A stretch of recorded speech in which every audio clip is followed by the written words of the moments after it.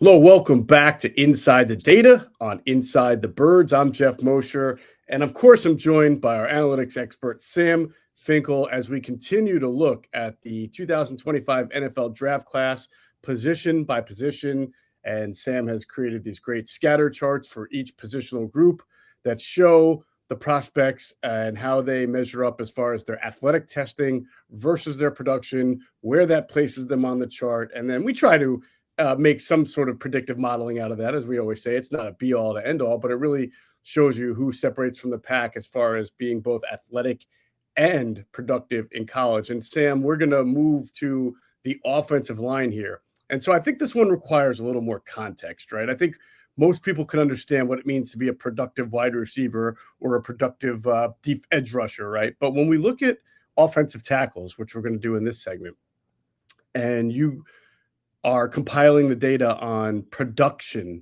for offensive tackles, what goes into that? Yeah, so for tackles, obviously there's less, objective metrics for them necessarily. So what you do look at and what is objective is things like pressure rate, how much pressure they allow, how many sacks they allow, how many QB hurries, how many QB hits, and those are the kind of data that goes into production, especially from a tackle. Right. Or really any offensive line. Right. And those kind of things are measured on a per snap basis, right? How much you allow from, right.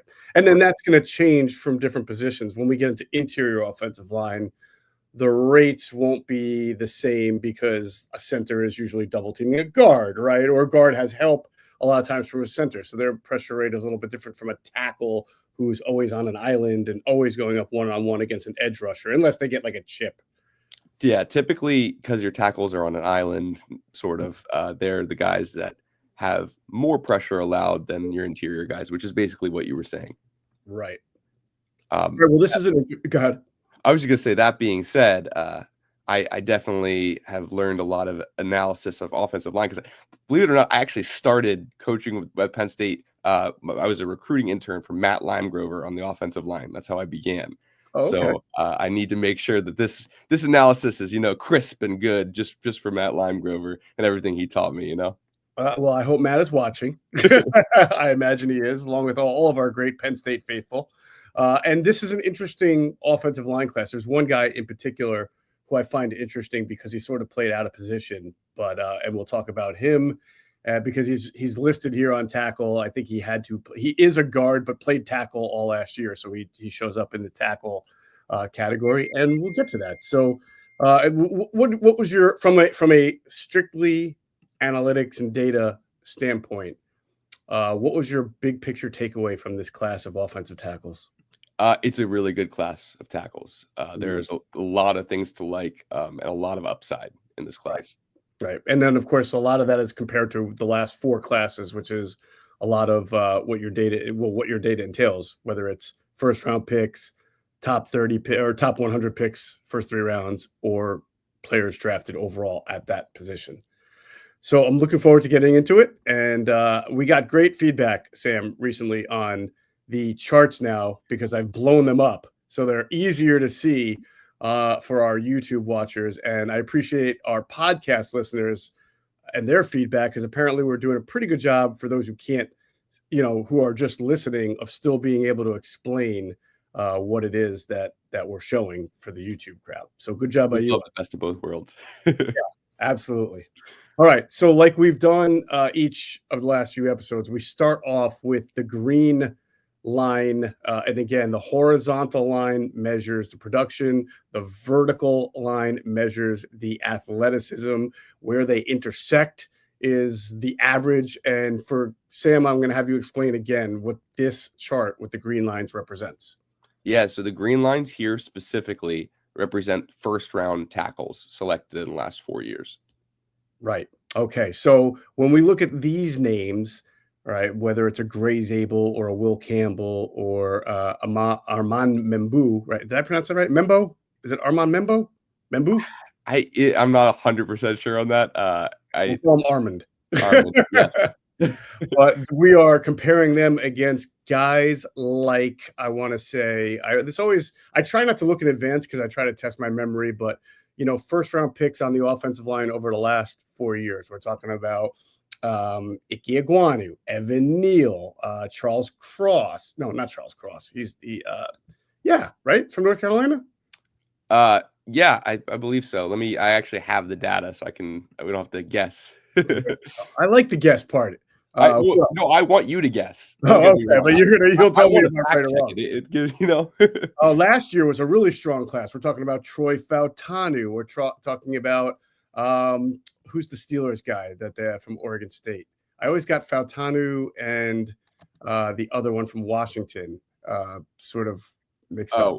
Fuaga, right? Talisi Fuaga, Oregon State, who went to New Orleans, and then Fautanu from Washington went to the Steelers. That was a good class of offensive linemen as well.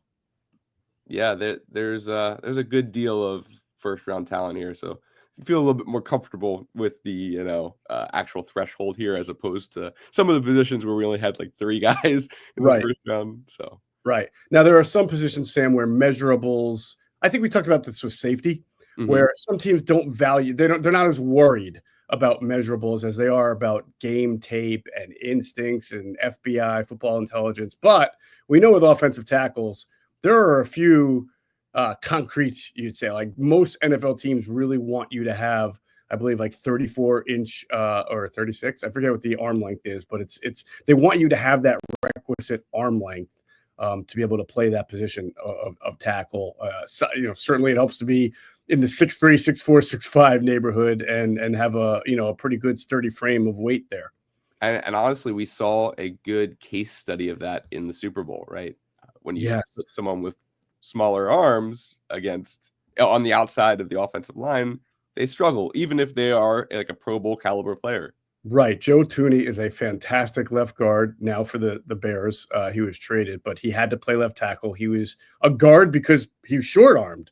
And Josh Sweat is a long-arm pass rusher. And you saw time and time again Josh Sweat just getting his arms into Thuney's chest. No fault of Thuney's. He just couldn't get his punch going because he's short-armed. That was unfortunate for them. It almost made me wonder how they made it past it made it to the Super Bowl with Thuney playing left tackle all that time, Sam. Yeah, 100%. That's a testament to Kansas City. They did a pretty good job there. Certainly. But not enough. Nope, not enough. Eventually their comeuppance came.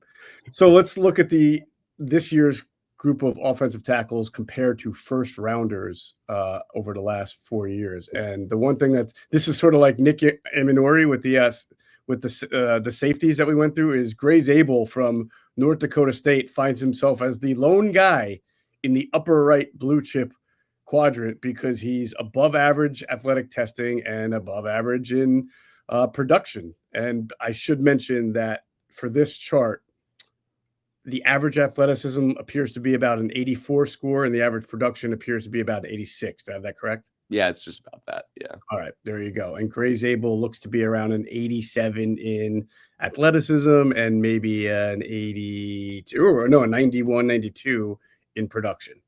Yeah, and he's Mr. Versatile. You can move him around a little bit on the offensive line and feel pretty good about it. If the Eagles had the opportunity to select him, I think he would be a great addition to the team. Absolutely. I have a feeling the Eagles will not be, unless they trade up, will not have an opportunity to get him. Now, the testing here, we talked about how important that is. And we also talked about how size is part of the measurables, right? Part of the athletic testing. Interesting that WillCampbell, Sam, is above average athletic testing because a lot has been made of the lack of size that he has in hands, his hand size potentially being an issue. For sure. It's definitely part of the analysis that goes into it as well. But his other testing measurables, brought him to where he is on this positioning. Right. And then our friend Armand Membu from Missouri, offensive tackle, clearly the top athlete, you would say? Yeah. He clears pretty much everybody in terms of athleticism. And not pretty much everybody. Right. So if you're looking at this quadrant, right, you're saying Gray Zabel, very good pick. It checks the boxes, right? You feel pretty good about Membo and Campbell because they're so close to where that average mark is, even if their production is a little bit behind. So you look at those guys and you feel like in comparison to the last 4 years, They're awesome. And then Charles Grant right on the production line, a little bit under the athleticism line. So I wonder how that'll impact him. Yeah, it might not. I mean, there's people with their teams, and they really can decide on a tackle and fall in love with them and try to develop them. Especially if they have a baseline in athleticism or in production. Right. Production does a pretty good job of indicating like this guy has a nice floor. You can develop that and keep him consistent in the next level. But with athleticism, you have that raw potential and you have a good ceiling, and you're able to hopefully, especially if you have a coach like Jeff Stoutland, where you can really fine tune that raw talent. And that's where teams really have to decide, do I want a guy that's been consistent throughout his career, who can produce, or a guy I can shape and mold and develop? Right. The thing with Grant is that he went to William and Mary, right? So you're expecting a guy who played at a college like that, if he's NFL pro potential, that he's going to be productive and basically dominate the level of competition that he played. But you wonder, when you're not the greatest of athletes, how that will translate when you're playing at the pro level. For sure. And the Eagles had a visit with Grant as well, I believe. There you go. Also, along the one thing that jumps out to me, again, with athleticism being very, very key at this position, is you have a bunch of guys who are right either at the average, a little bit below, so not too far, and then a couple above average. The guy from Minnesota, Ariante Ursary, above average athletic testing. Logan Brown, above average athletic testing.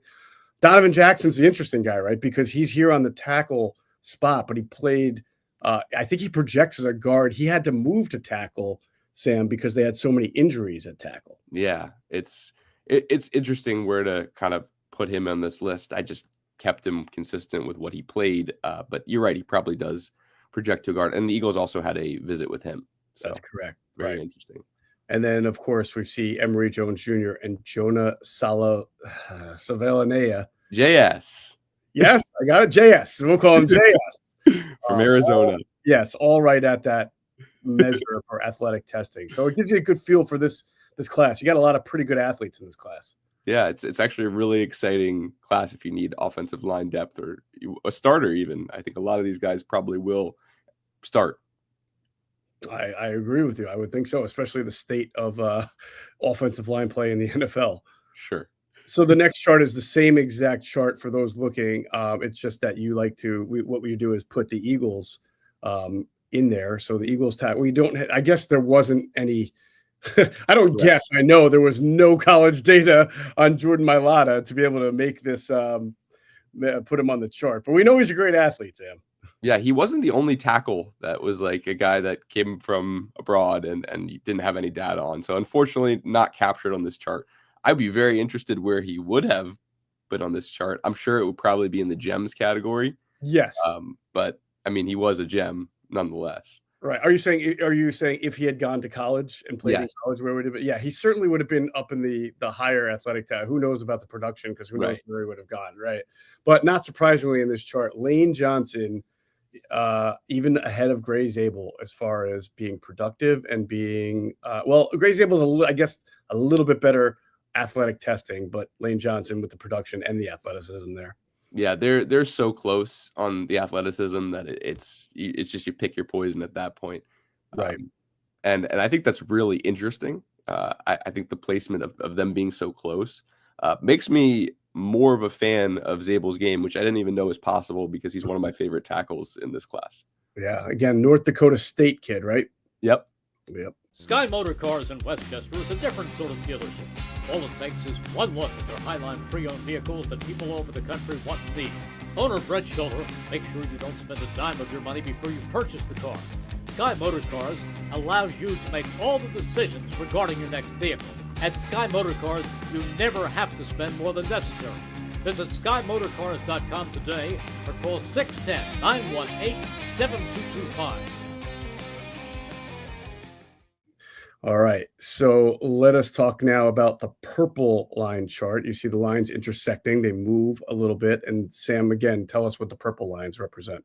Yeah, so the purple lines are the top 100 players drafted in the last 4 years, so essentially the first 3 rounds. Right. So now you get guys like LSU's Will Campbell, and Missouri's Membu into the safer chart, which, I mean, that just expands the lens a little bit. I think those guys will still be probably top 50 picks anyway. Yeah, I agree with that. And just because they're in that not in that top right quadrant in the beginning doesn't mean they're bad. Like they're still good first round selections, and it makes sense for teams to take them there, especially because I think anywhere besides that bottom left quadrant is basically worth a selection in that round. There's justification for it. Absolutely. I mean, now you look at the bottom right quadrant, which is guys who really produce despite maybe not great athleticism, right? And KelvinBanks Jr. from Texas is in there, Charles Grant, Wyatt Millam. So, and then in the left quadrant of gems, all those guys who are kind of hovering around the average for athleticism, now above average athletes when you compare them to top 100 picks. So guys like Ursery and Donovan Jackson, Josh Connerly. He's another LSU kid, right? Connerly? No, Oregon. Yeah. Right. Logan Brown. These guys are above the mark. So if you're getting them in second or third round, you're getting pretty good athletes here. Yeah, and Connerly is a weird one because I think his film breaks the mold on this. I think I think he's better than what is being represented on this chart. And that's, again, a great time to say that this is a complementary analysis. You cannot just use this raw data and say these prospects fit here, here, and here. You should watch film to understand and just use it to help, chisel. You got your actual draft analysis. You can't just take this for what it's worth. And I also don't think you can just take film for what it's worth. I think you got to use both tools that you have, all the tools you have at your disposal to make your analyses.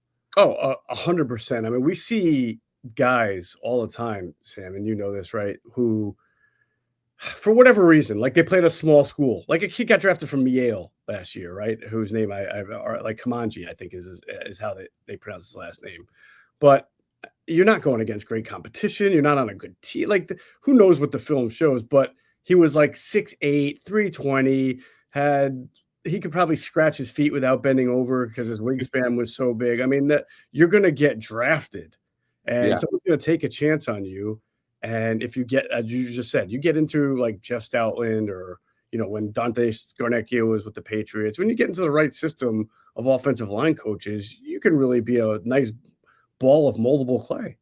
Absolutely. That's kind of what I meant with the chisel. You're making this, you brought it all back, and I appreciate that. The thoughts. I'm just here to repeat everything you say in a different way, Sam. Oh no, you said it better. So we like it. It's great.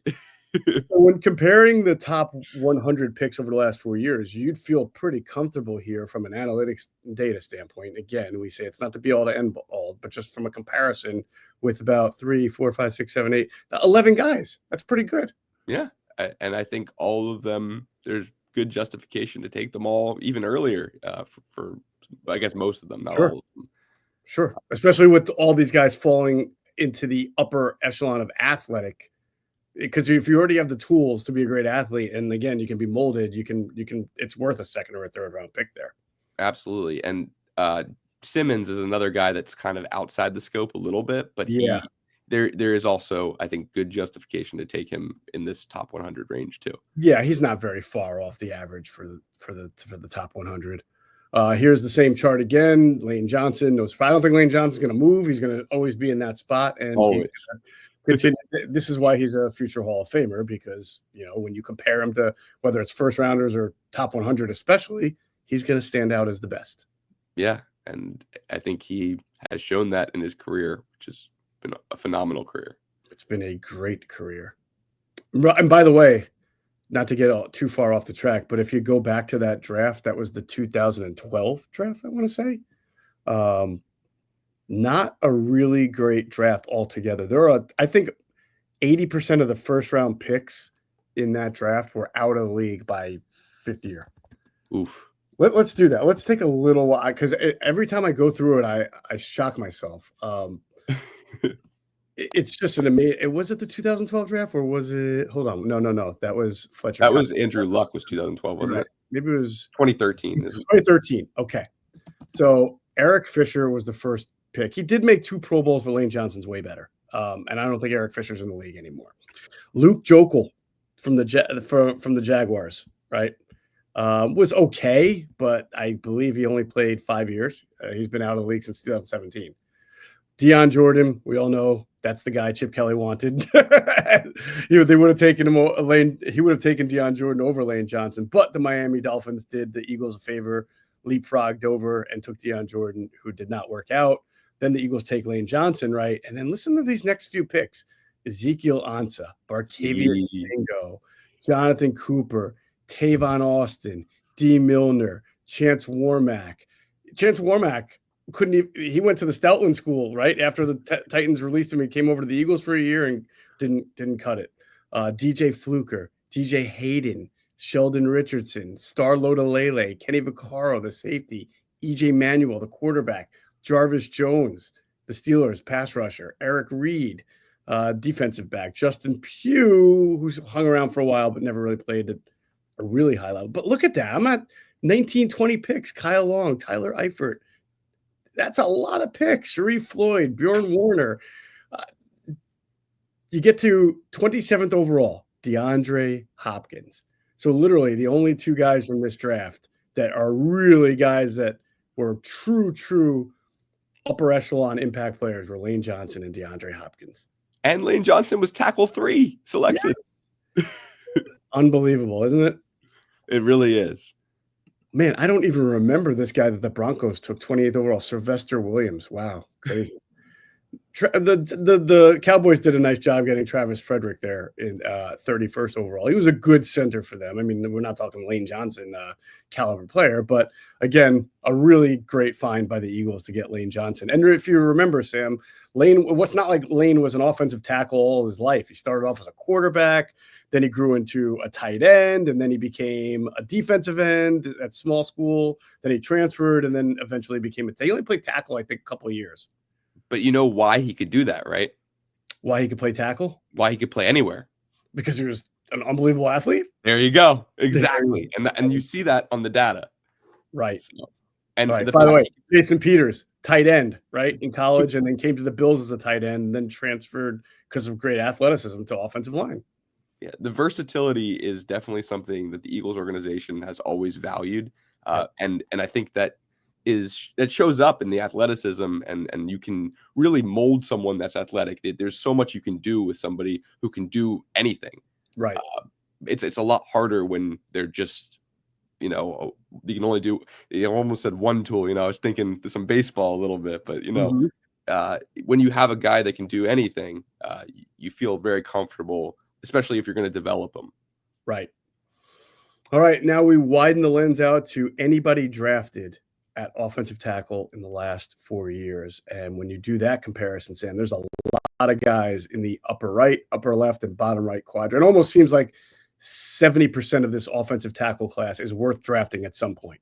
Yeah, I would 100% agree with that. Even the guys that are on the fringes are worth drafting. Yeah. And your guy from Ohio State, Donovan Jackson, made a big jump when the lens widened. I guess you were foreshadowing there. just a little bit, got to keep everyone interested, Right. I'm sorry, not your Donovan Jackson. It was Josh Simmons. Josh Simmons is now very close to the average and then above average when it comes to production. I also hate that you said my guy as 2 Ohio State guys, yeah. But I do really like these prospects. I'm not going to lie. By the way, speaking of, it's been a while since there hasn't been a Penn State offensive lineman on this, that's draft eligible, because they've had a bunch of guys drafted into the NFL over the last few years. But I believe everybody's coming back basically from their O-line. Yeah, they're running it back. They're going to be a good team this year. They really are. Yep, and Nick Singleton back, and Katron Allen back, of course, Drew Aller back. So they should be able to run the ball really well. Hopefully that passing game can come along. Yeah, well, they need someone to catch it now that all these targets are vacated with Warren out. That's right. All right. So really, it's just the only chart that this isn't kind to are guys like Chase Lunt and Brandon Crenshaw Dixon. Yeah. Even some of those other guys in the lower left, quote unquote, bust quadrant move a lot closer to the average mark. For sure. And like I said, and maybe Xavier Trust would be another guy that, I don't know if I would necessarily, based on this data. Those are the 3 guys I think are more of an avoid. everybody else, there's a pretty solid justification of selecting in this draft. Definitely one of my favorite names in the draft would be Ozzie Trapillo. It's a great name. It is a great name. I just like Ozzie in general. It's a good name. Is this Jack Nelson, Carson Vincent? Do they have the exact same score here? Is that exact same score? Yep. I always love when that happens. All right. Widen the lens and you'll see that, hey, what do you know? Lane Johnson, really good pick again when you compare him, especially to any offensive tackle that was ever drafted in the last 4 years. Yep. There you go. All right. Good stuff there. And that is our look at the offensive tackle class. A good class, a very strong class. And I think that a lot of teams are going to benefit from the overall athleticism of this class is pretty good. Yeah. And Logan Brown and Wyatt Millam never allowed a sack, by the way, in the last 3 years. So they're going to be interesting guys. So definitely want to just shout that out really quick. Right. So Gray Zabel is clearly your top guy because of where he falls in compared to first rounders, and the only guy in the upper right quadrant. Membo, Will Campbell, Ursary from Minnesota. You just mentioned Logan Brown from Kansas. All those guys probably go in the top, I would say 60, the first 2 rounds. Yeah, I think so too. And I'm looking through your other chart of names here. And the 2.2 pressure rate for KelvinBanks is pretty good. KelvinBanks, I feel like there's mixed opinion on because he wasn't necessarily the greatest athletic tester, but Sure. he did play a lot of Texas. I mean, 1,544 total pass snaps looks like that's pretty much like top 3 here among your tackles. Mm-hmm. Yeah, I understand the hesitation with Banks, but he was a really good college athlete, and I think that makes him a decent prospect, and I think he'll have a decent career in the NFL. Right. Were you scared by Emory Jones Jr. out of LSU and the 85 total pressures allowed? But again, he also played a bunch of snaps, 1,542. But when you compare that to KelvinBanks, who played 2 more snaps and allowed about 50 fewer pressures, I feel like there's a little red flag there.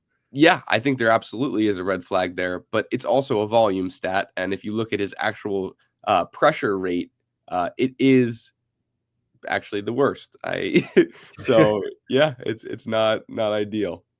No, but he was a good athletic tester, so that's a guy who is going to be interesting. When you compared him to the first rounders, he was right. I remember he was right there at that mark. So someone's going to look and say, if we can clean up some of the fundamentals, we have a really good athlete here. For sure. And that's exactly what we were talking about. That's your chisel guy. That's the guy you're trying to mold and shape into that beautiful art sculpture. All right. Well, Emory Jones Jr., you are now a Greek statue. Well, no, you're a piece of clay. It's Jeff right now, or somebody else to make you into a Greek statue. All right, good stuff. That is our look at the offensive tackle class, and we will do it again next. We'll get into the interior offensive line also in this series. So for Sam Finkel, I'm Geoff Mosher. You've been watching Inside the Data on Inside the Birds. Thanks for watching.